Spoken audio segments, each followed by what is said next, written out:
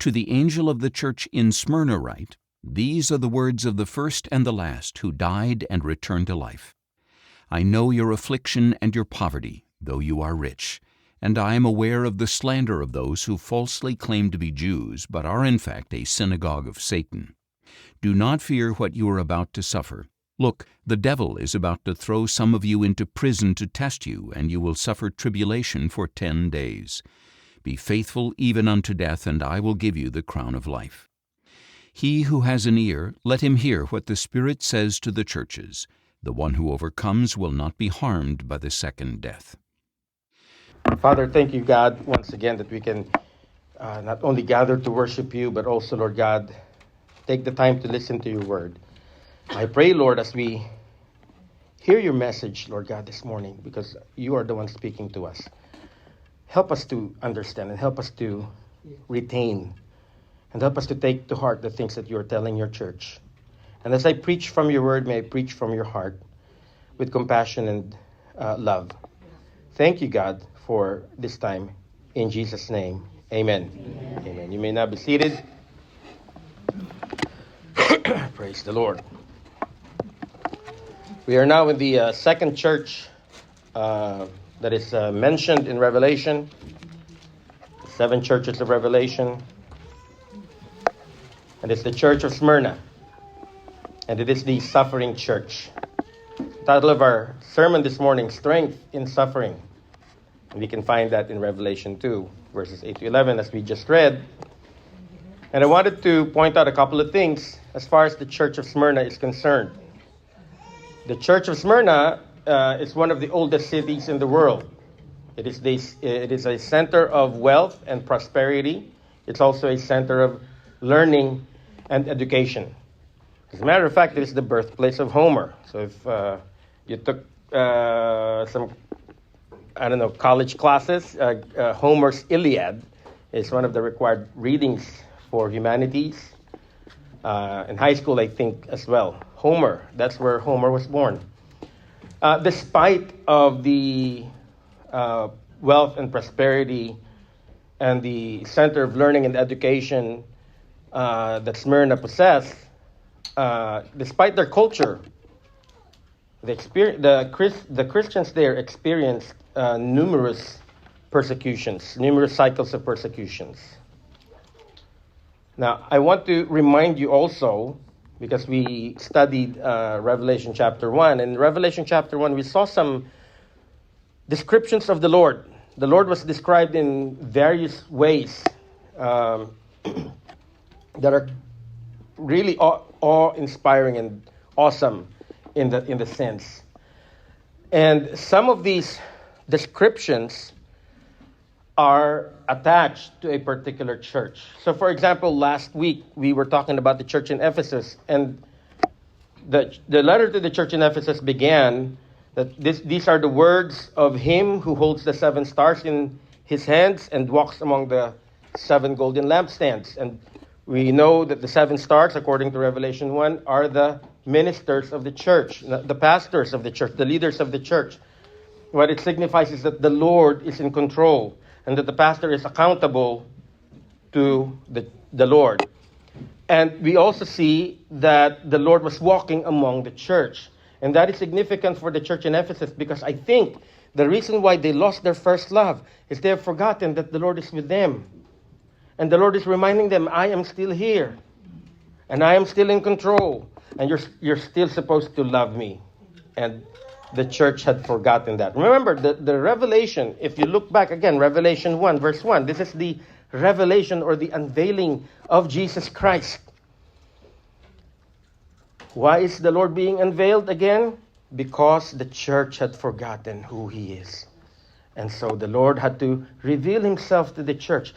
Revelation, yes, it's a prophetic book, but it's not just a revelation or the unveiling of things to come, but it is the unveiling of things to come in relation to the church. Because the Lord loves his church. It's like a husband who loves his bride so much. And God is like that to us. The Lord has been compared to a husband and the church as a bride. The husband loves the church. The husband loves the bride. And so the Lord had to write these things for the benefit of the church. And so here in Revelation chapter 2, verse 8, the description of the Lord in Revelation 1 that was used to address the church of Smyrna is that these are the words of the first and the last who died and returned to life. Now again, this is very significant. The first and the last does not just pertain to eternity. Yes, it is eternity. When we say God is the first and the last, or the beginning and the end, that means eternal, but it also means that everything else in between is about God. And if it's about God, then my question for us this morning, is the Lord everything in your life? Because that's the only way to survive persecution. Because if the Lord is not the center of your life, it is easy to renounce Him. When we love the things of the world more than we love the Lord, it is easy to renounce Him. When we love the things of this world, when we love our lives more than the Lord, it is easy to renounce Him when persecution comes. And I pray to the Lord that there won't be any persecution in the United States. For a moment there, I was worried because of the leftist globalists under the Biden administration. Obama really started it. And there was a systematic persecution of the Christian church. I don't know if you know this, but IRS targeted churches, evangelical churches, conservative evangelical churches. That's what I'm telling you. If you're a Democrat, we need to talk about your relationship with the Lord. I'm not saying you become a Republican. I'm not saying that. I am a follower of the Lord Jesus Christ. But I will not vote for someone who participates in the systematic destruction of the Christian church. If I can do something about it, I will do something about it. That means I have to go to the voting booth and vote appropriately. Praise God, President Trump is laying off thousands of IRS workers who have nothing better to do than to target Christian churches. It also says there, these are the words of the one who died and returned to life. Again, why is that significant for a church that is suffering persecution? Because it's giving us hope that even if they kill you, because of your faith in Christ, the one we stand up for is the one who died and returned to life. And He's the one who can raise us to life back again with Him. Praise the Lord. I told you last week there were 70 Christians beheaded in Congo. Do you know the most persecuted group of people in the world? I'll tell you right now, it's not the LGBTQ+.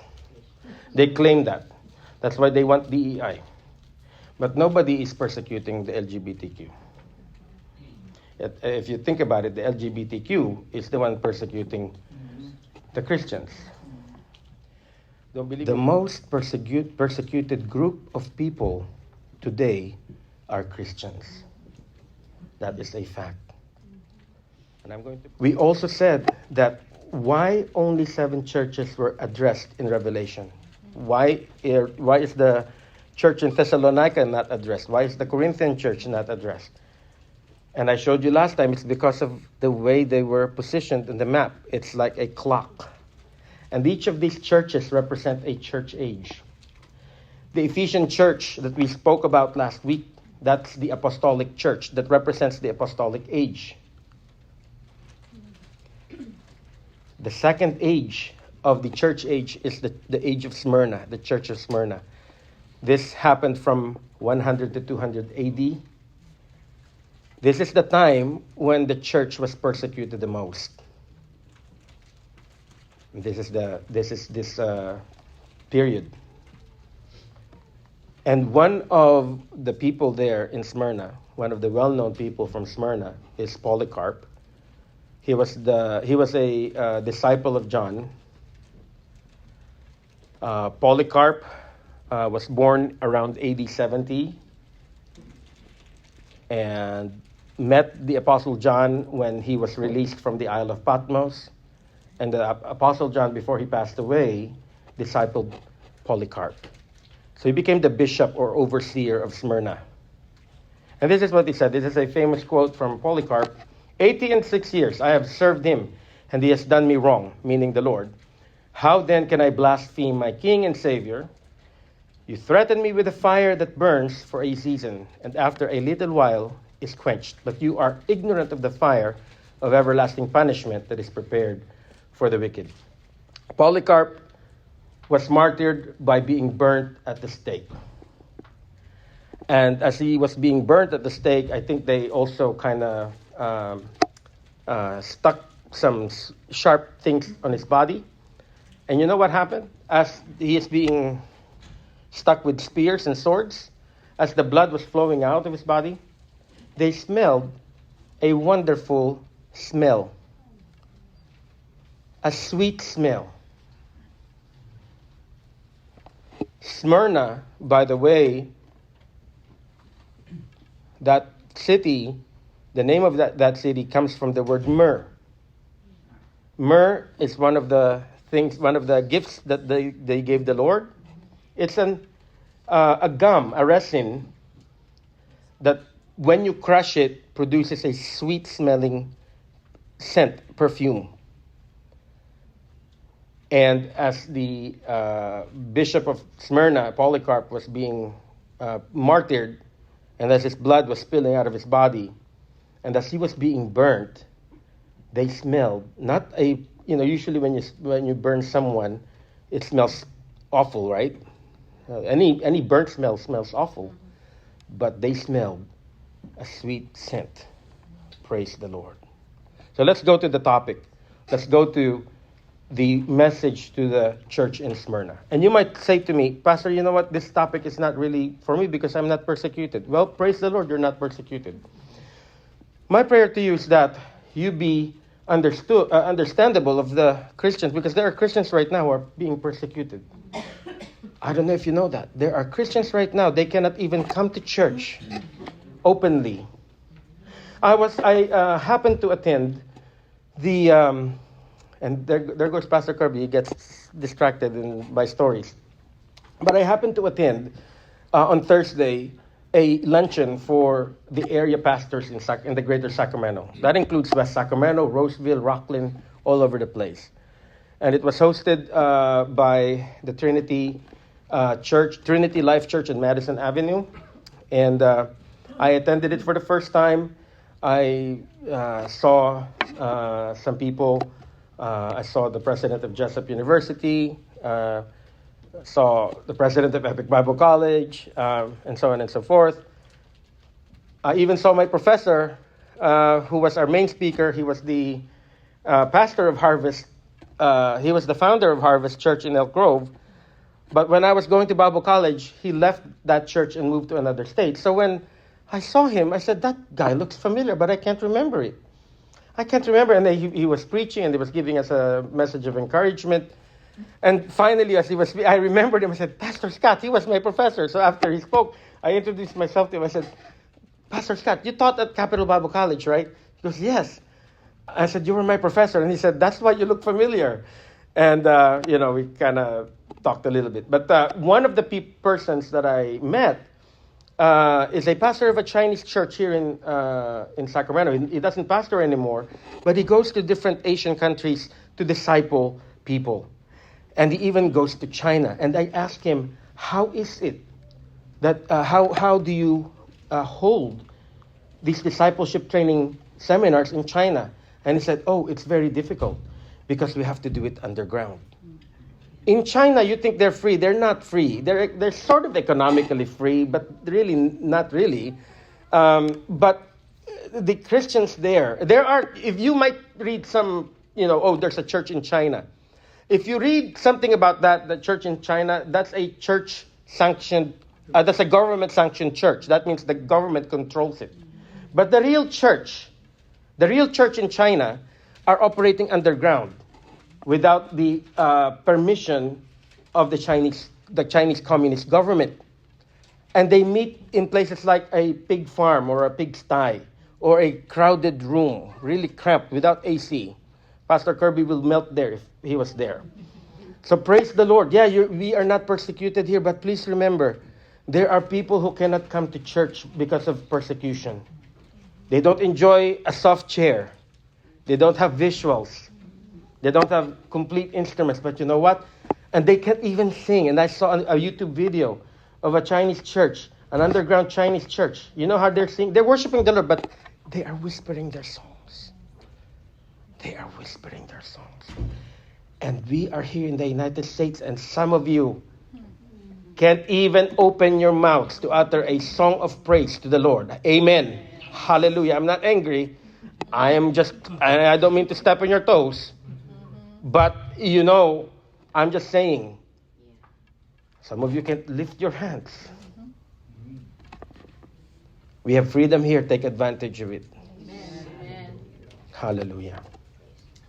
Let's look at 3 things. Strength in suffering. The Church of Smyrna. How do we overcome the suffering of persecution? In verse 8, we're going to look at finding comfort in Christ's person. In verses 9 to 10a, we will find contentment in Christ's providence. And in verse 10b to 11, we need to find confidence in Christ's promises. Let's look at verse 8. Finding comfort in Christ's person. This is really the only way to survive persecution, and it's the only way to survive trials and testings. You may not be persecuted. We may not be persecuted here, but I can guarantee you, you will have trials, and you have testings, and you will have tribulations. So when you do, the first thing you need to do is find comfort in Christ's person. It's easy to complain. It's easy to complain when things don't get your way. It's easy to complain when you're experiencing trials and tribulations. Because that's what the flesh, the human nature, tries to do. It immediately alerts our brain and says, oh, this is so uncomfortable for you, isn't it? That's the little self in our brain talking to ourselves. Oh, it's a little uncomfortable, isn't it? And pretty soon it's like, but why are you experiencing this? Isn't the Lord supposed to be with you? At that point, it's the enemy also working and putting these lies on your head. When you're suffering trials and persecutions, you need to immediately focus your eyes. Turn your eyes upon Jesus, says the song. Turn your eyes upon Jesus. Find comfort in Christ's person. Make Jesus the center of your life. To the angel of the church in Smyrna write, these are the words of the first and the last. Again, if Jesus is not going to be the center of your life, it's easy to complain. It's easy to miss the blessings that God has given you. When you compare your situation with others, my coworker got promoted. I did not get promoted, and I worked just as hard as my coworker. Or my car keeps breaking down. And brother so-and-so and sister so-and-so, they just bought a Lexus. How unfair is that? Right? We have this tendency to compare.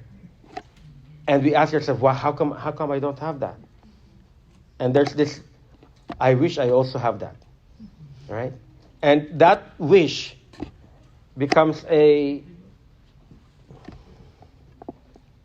evolves into a complaint.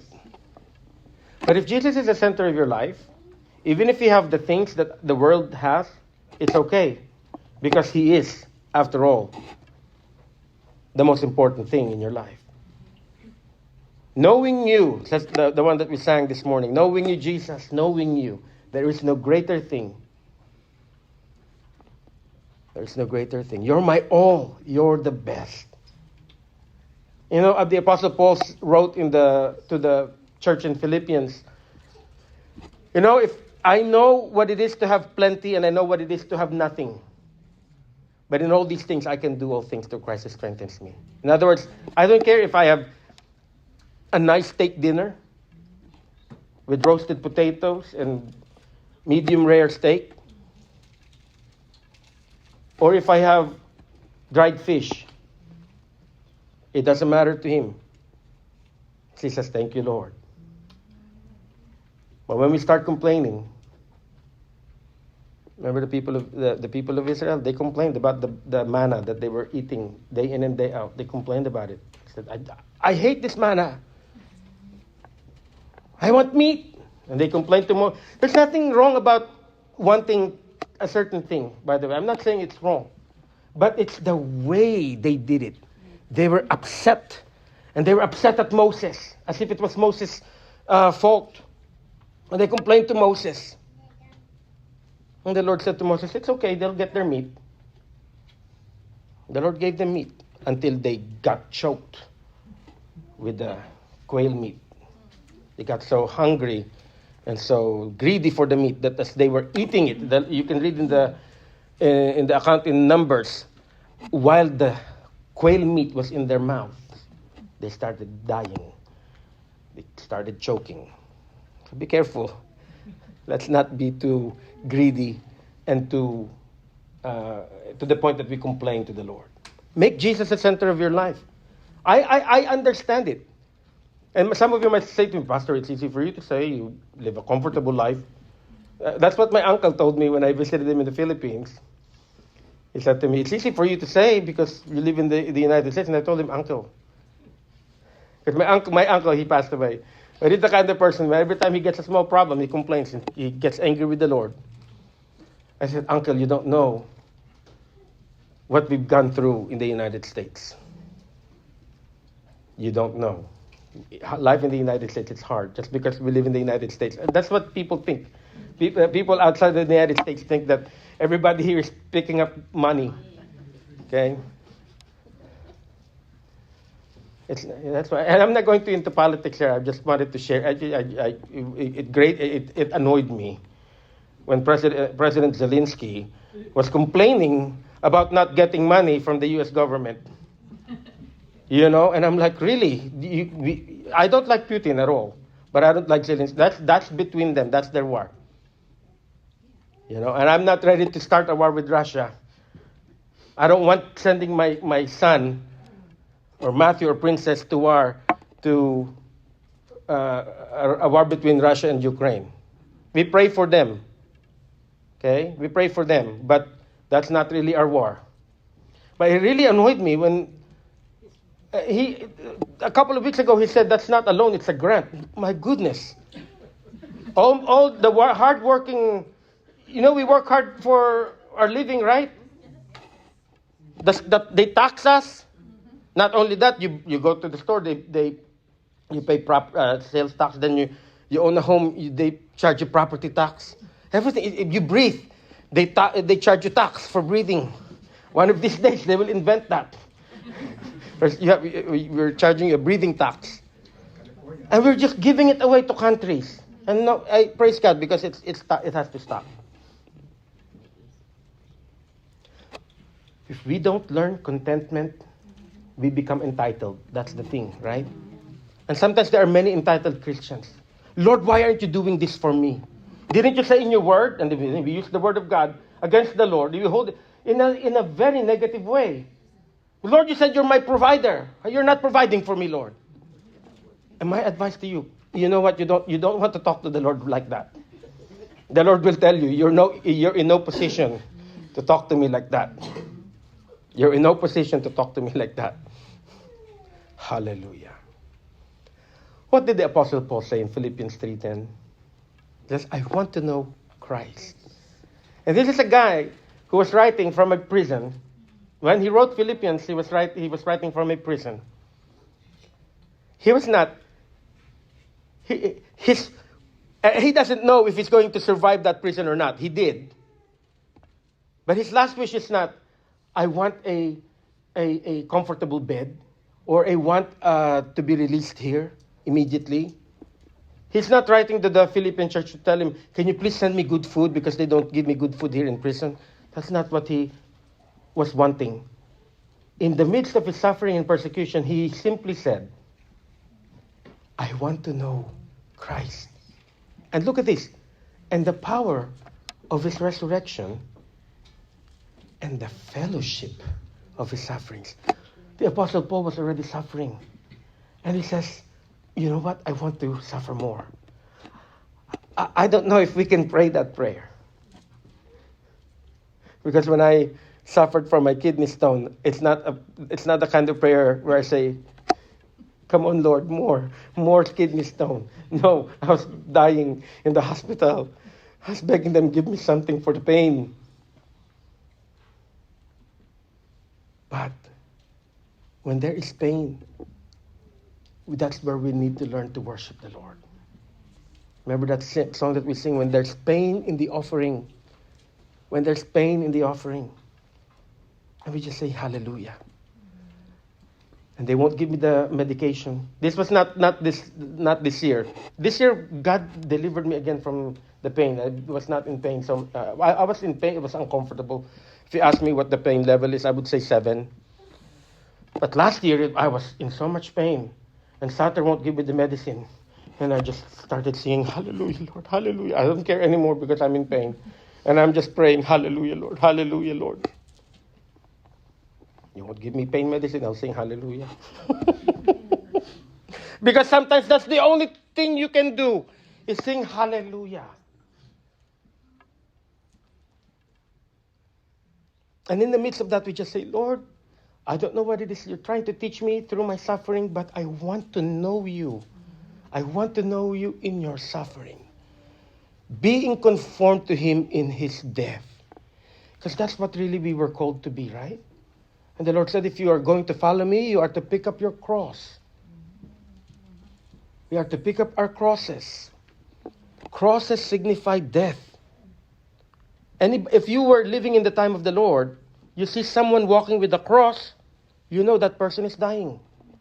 And so when the Lord tells us you need to pick up your cross, it means you need to be ready to die to yourself, to your flesh every day. And if need be, to give up your life for him. Hallelujah. And I pray that doesn't happen to us here. But if it does, may we be resolved to say, Lord, I am willing to go to death. Like Polycarp.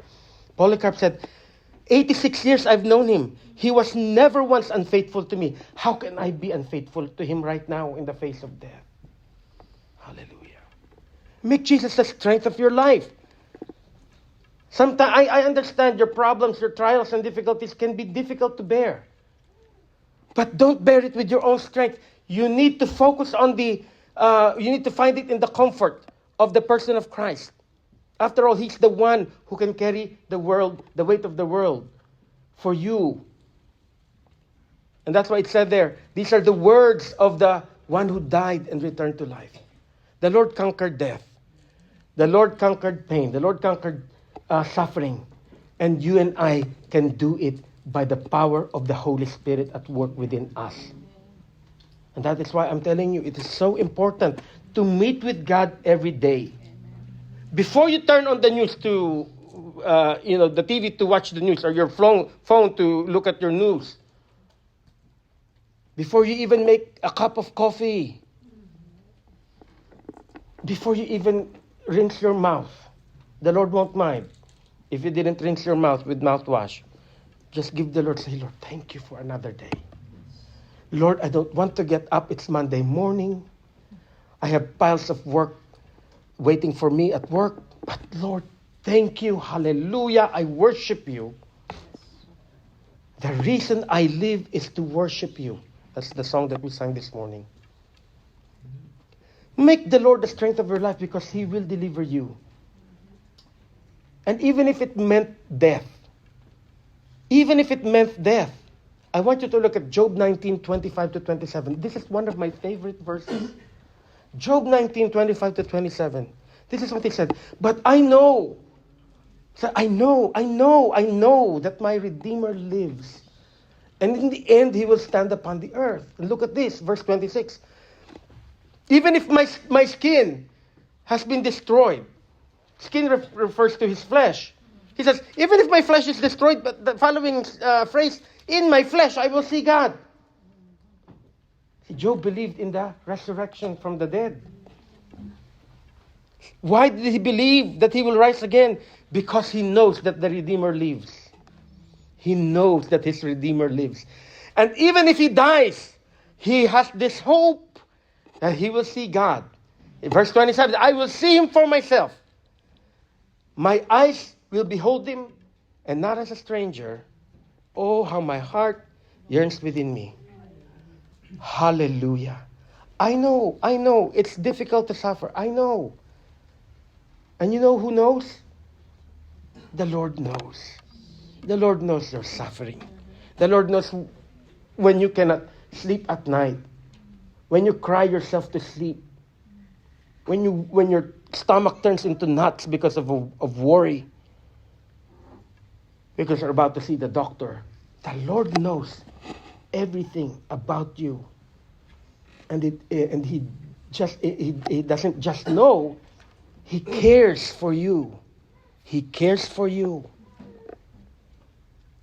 I am telling you, you and I have been blessed to have been offered this relationship with the King of Kings and the Lord of Lords.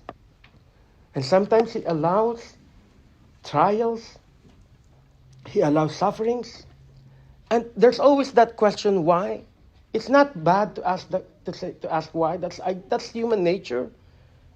But it's the way we ask it sometimes that we need to be mindful. Okay?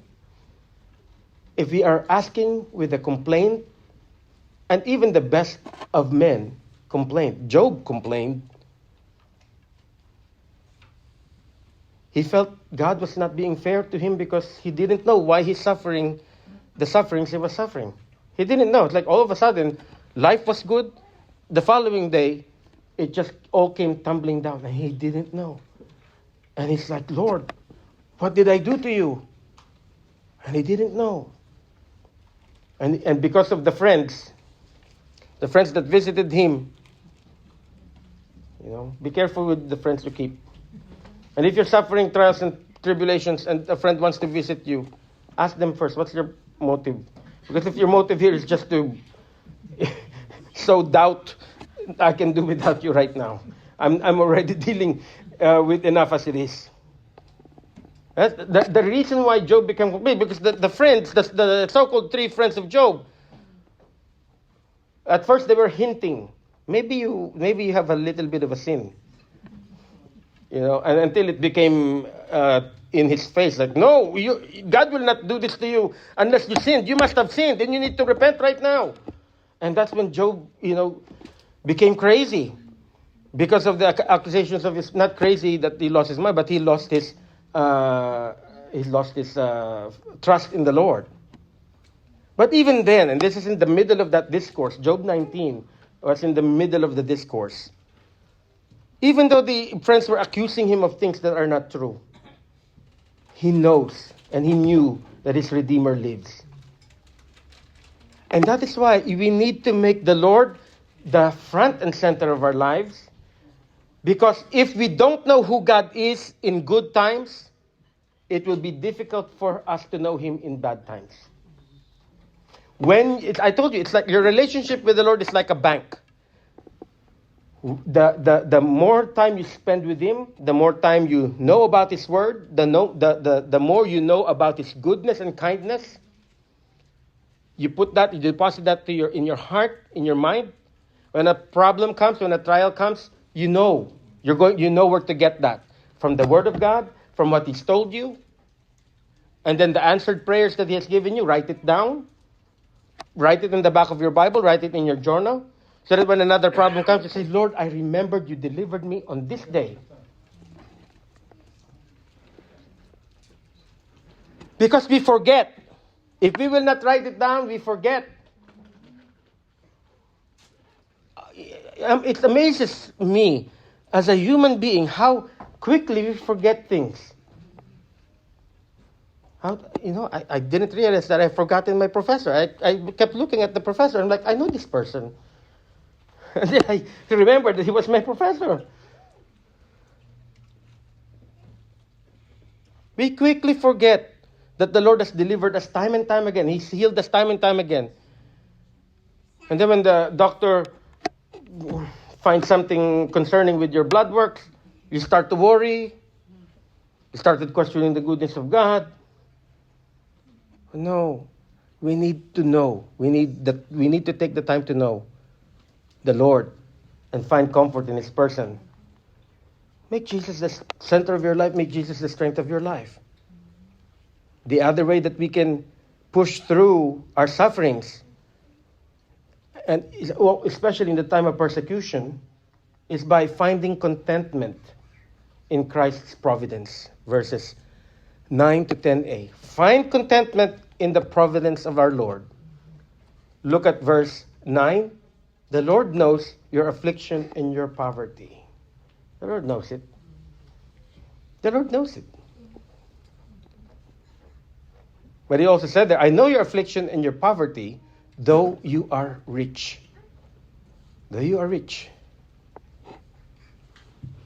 Sometimes, and this is the most dangerous thing too, because it doesn't happen all at once. It starts with a little bit of a pity party and a doubt, and we question the Lord, and we question the goodness of God, and pretty soon we have a party going on called a pity party, and no one's invited. It's just you, me against the world, and you start crying. You start feeling sorry for yourself. Oh, woe is me, poor me, poor me. The Lord had forgotten me. Oh, and sometimes we, oh, Pastor, pray for me. The Lord had forgotten me.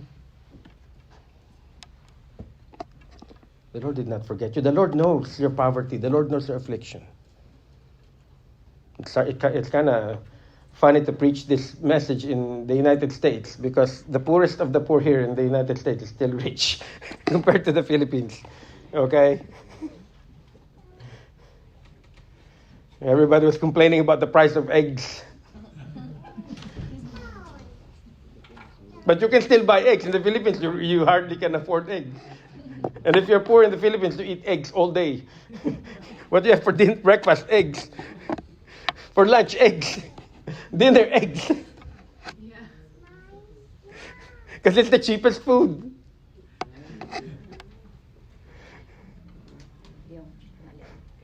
And if you're wondering what happened to the eggs, why is it? Because we killed a lot of chickens because of the bird flu. There was really no need for that. Don't get me started on that.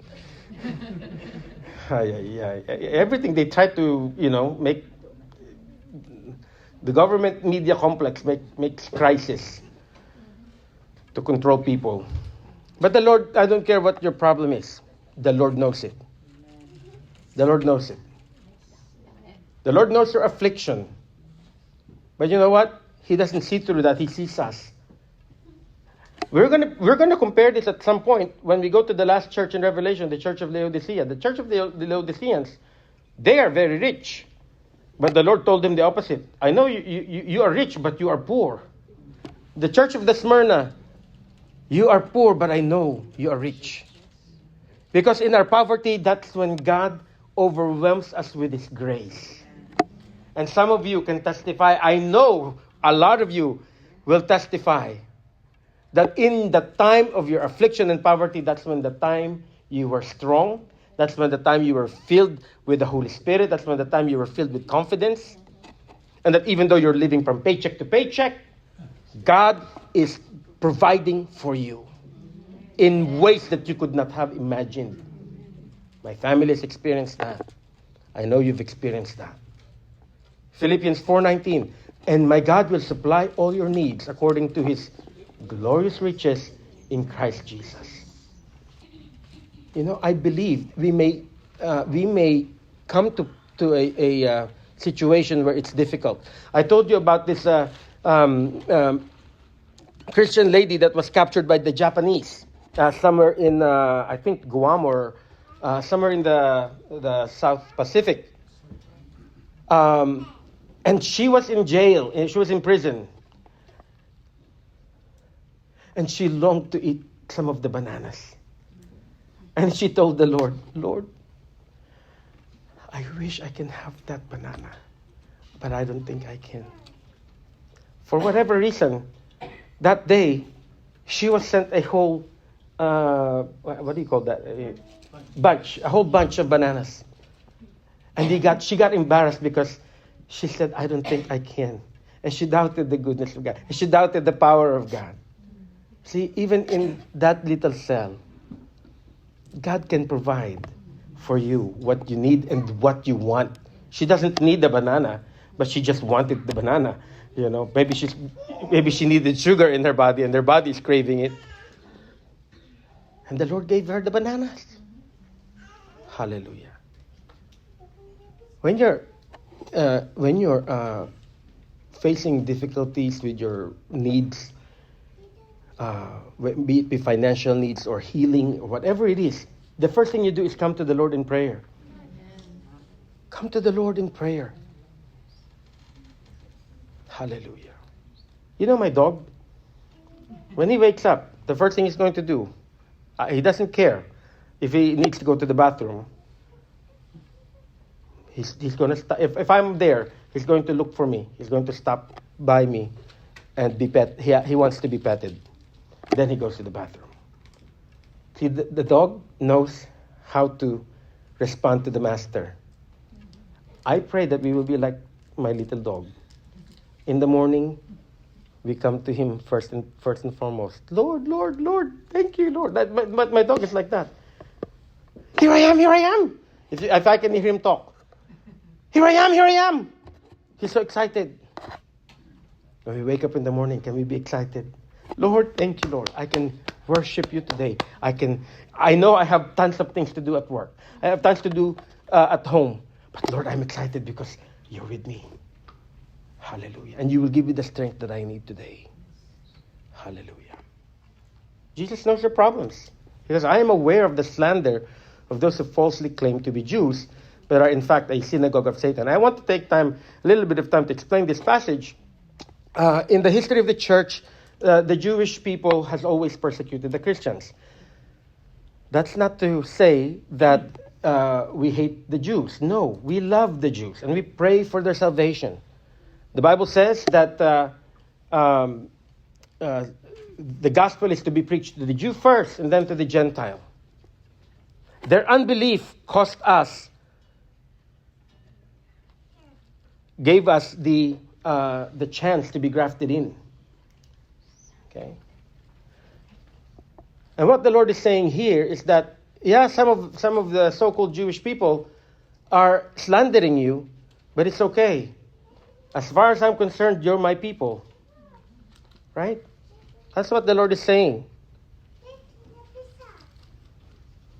But the thing is, the Lord knows your problems. Nothing is more annoying than a slander. Right? If somebody talks bad about you, it's annoying. Because the tendency is, I need to defend myself. Actually, you don't need to. Let it go. Let the Lord defend you. You don't need to do anything. Because if you focus on that, it's going to eat you up. Okay? So just give it to the Lord. Don't worry about what they're speaking behind your back. Just trust in the Lord. Isaiah 54:17, no weapon formed against you shall prosper, and you will refute every tongue that accuses you. Look at this. This is the heritage of the servants of the Lord, and their vindication is from me. Their vindication is from the Lord. Your vindication is from the Lord. You don't have to prove to the world. You don't have to prove to anybody. The Lord will deliver you, even from the wicked tongue that slanders you. Praise God. And the Lord knows your persecution. Verse 10a, do not fear what you're about to suffer. Behold, the devil is about to throw some of you into prison to test you, and you will suffer tribulation for 10 days. What is this 10 days? Is it a literal 10 days? I don't know. It could be, but 10 days, you will see that phrase in Daniel. When Daniel said, can we have different food that is not sacrificed to idols? Because we can't eat food sacrificed to idols. And I forgot, I don't know if there's even a name for that person, but the person in charge of the food agreed to their proposition and tested them for 10 days. Whether it's a literal 10 days or an idiom, it could be an idiom. All it means is a short period of time. It's a short period of time. Whether it's a literal 10 days or a short period of time, what the Lord is telling them, you are going to suffer, but don't fear. And the enemy of their souls, the devil, is about to throw some of them in prison, but only for a short time. You see that? It's only for 10 days. Whether it's literal 10 days or an idiom, your problem has an end. This too shall pass. We're not here in earth forever. And if it does pass, if our life passes, it's okay because we have an inheritance. We'll talk about that later on. But John 15:18 says, if the world hates you, understand that it hated me first.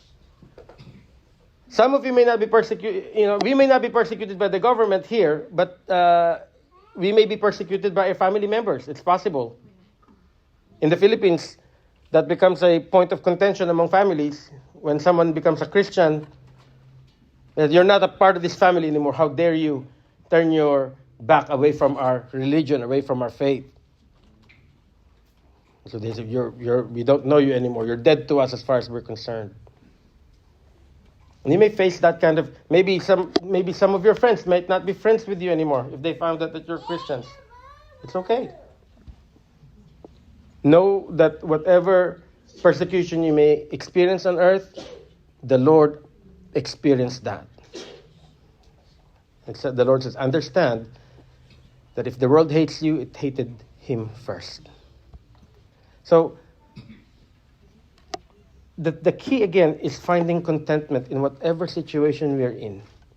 And just take it and just ask the Lord for power, ask the Lord for patience, ask the Lord to help you go through it. Find contentment because he knows your poverty, he knows your problems, he knows your persecution.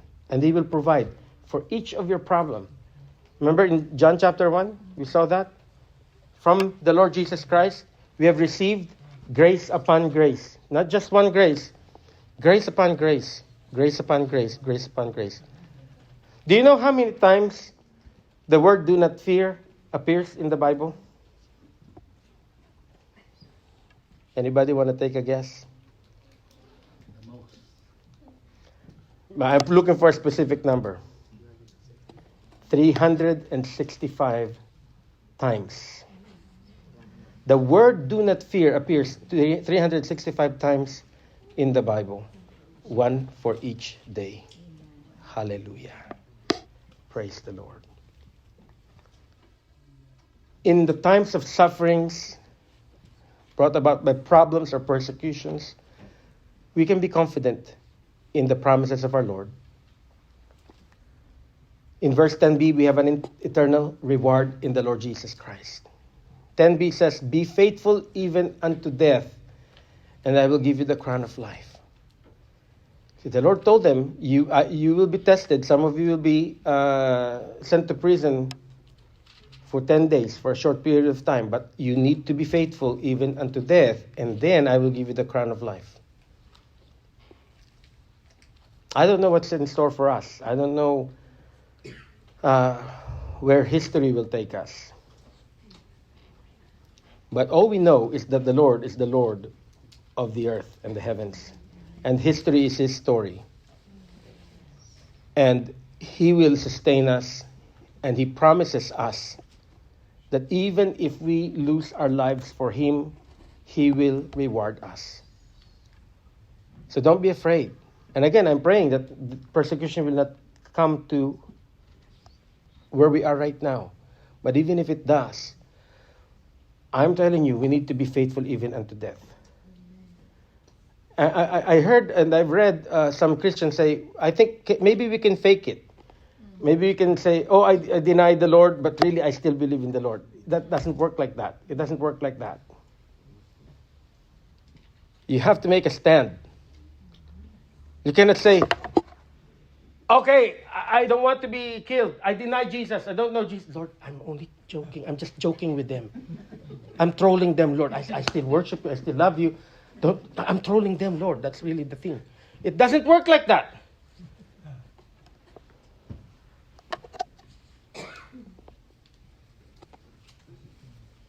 We have to. And by the way, Persecution never killed the church. I want you to know that. Persecution never killed the church. In the midst of intense persecution from AD 100 to AD 200, they were hiding. They used their wisdom. They didn't say, oh, persecute me, persecute me. If there's persecution, you don't do that either. You don't say, me, hang me, crucify me. No, you hide. The Apostle Paul had to escape twice. He had to escape. Because if everybody got martyred in the persecution, we wouldn't be here today. But it's through the persecution that the work of God spread. The more they got persecuted, the more it spread. The more you crush it, the more fragrant it becomes. Persecution never killed the church. You know what killed the church? Worldliness. Blessings and compromise. We'll talk about that in the rest of the 7 churches in Revelation. But please understand that even if, and I'm just giving you the most negative picture I can paint you, even if you lose everything,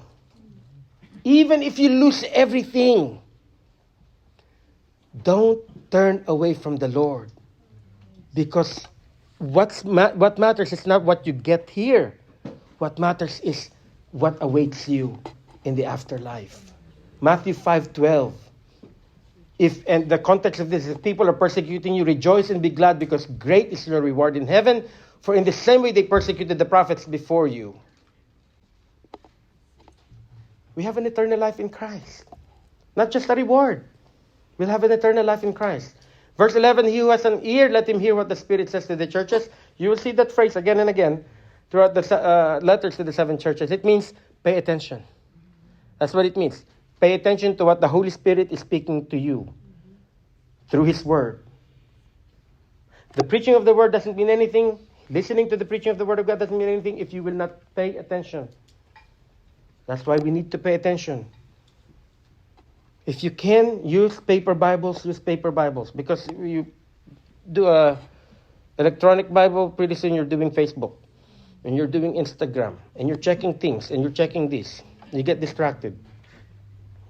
Go back to paper Bibles. If you have a ADHD, go back to paper Bibles, because it won't work. Pay attention to the preaching of the Word of God. Pay attention to what is being taught. It is when we read the Word of God, somebody preaches from the Word of God, and remember what the Lord said, my words are full of the Spirit and life. My words are full of the Spirit and life. You're feeling dry in your spirit. You're feeling defeated because of your problems and your circumstances. Go to the Word of God. Pray and go to the Word of God until the Word of God speaks to you, because it will. It will speak to you. But you cannot have a microwave mentality. You can, okay, Lord, 12:20, I'm going into the prayer closet. I'm going to pray for 5 minutes. I'm going to read. And it better be that the first passage I read will encourage me. It doesn't work like that. We don't time the Lord. When you are having a difficult time, a difficult situation, you come to the Lord in prayer. You seek Him with all your heart. You raise your hands. And you take away your watch. You throw it. You don't care what time it is. Until you say to the Lord, Lord, I am going to stay here until you speak to me. I'm going to read your word until you speak to me, because He will. He will. But we have no patience sometimes to wait. We have to wait.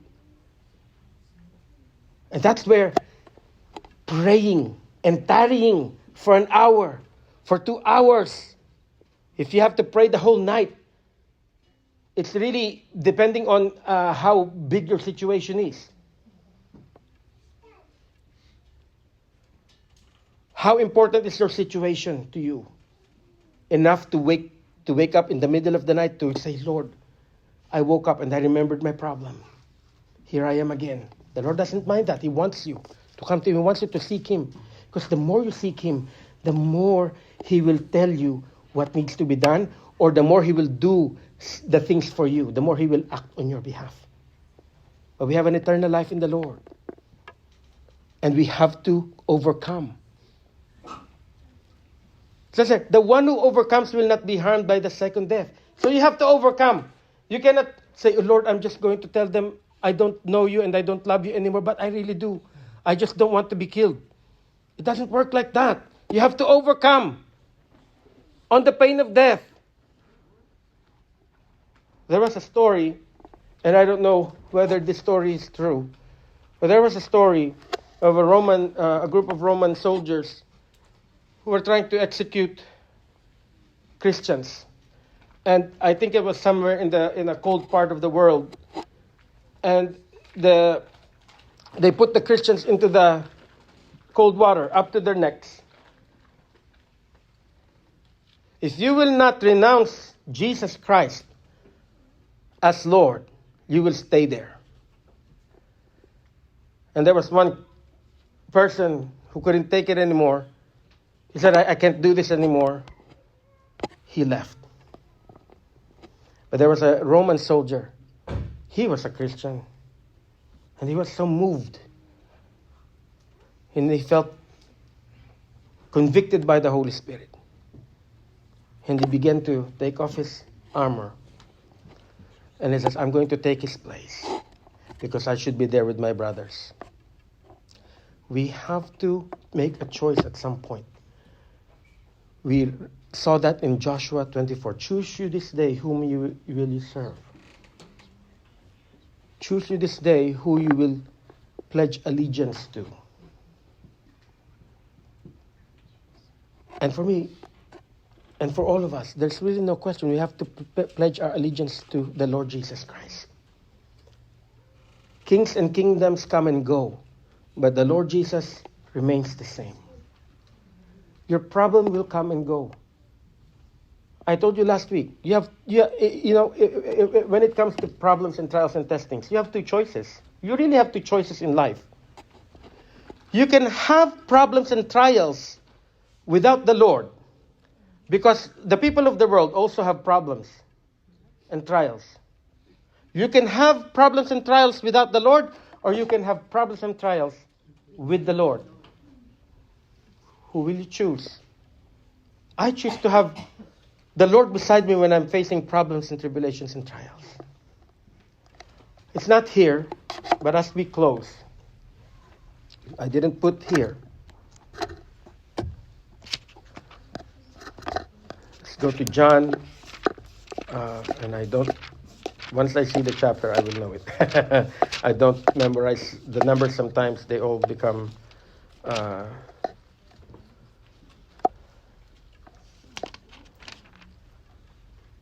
John 16:33.